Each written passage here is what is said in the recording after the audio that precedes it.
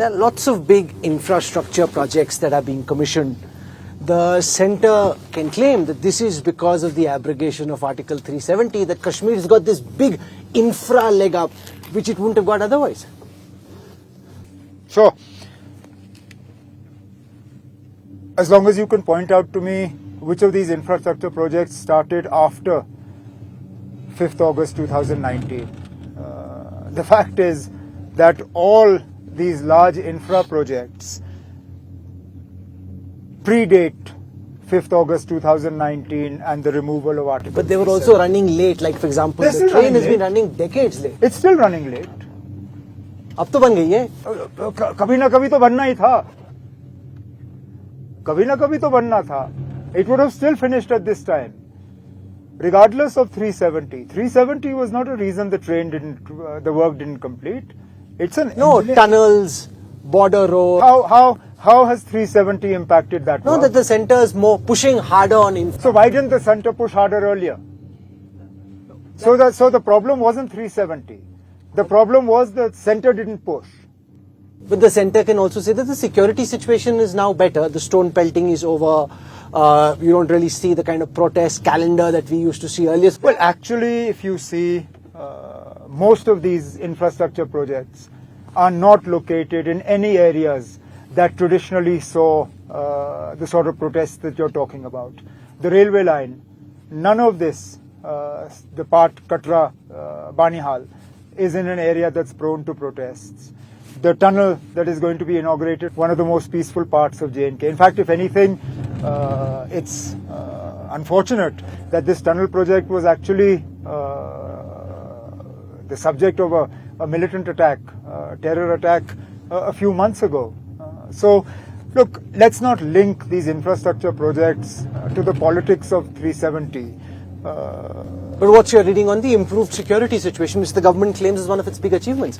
Stone pelting, terrorism, terrorists. Look, I've always said I'm willing to grant that you don't see as much, and we've had this conversation in earlier interviews as well.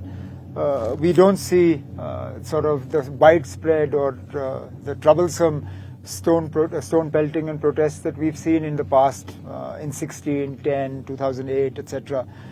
But the fact is that the government has also come down on people with a very, very heavy hand.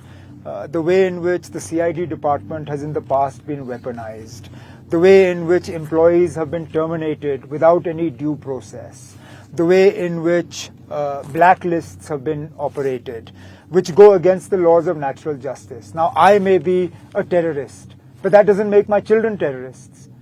But we seem to treat everybody with an equal yardstick. If what we see on the ground in Jammu and Kashmir is as a result of a change of heart, I'm all for it. But if it's just out of fear, then you have to ask yourself what has changed. Well, which one do you think it is? Do you think it's largely fear, or do you think... No, I think it's a combination of both. Because people are also happy with more... I'm going to say, if it was just fear, you wouldn't see the sort of turnout you do in elections.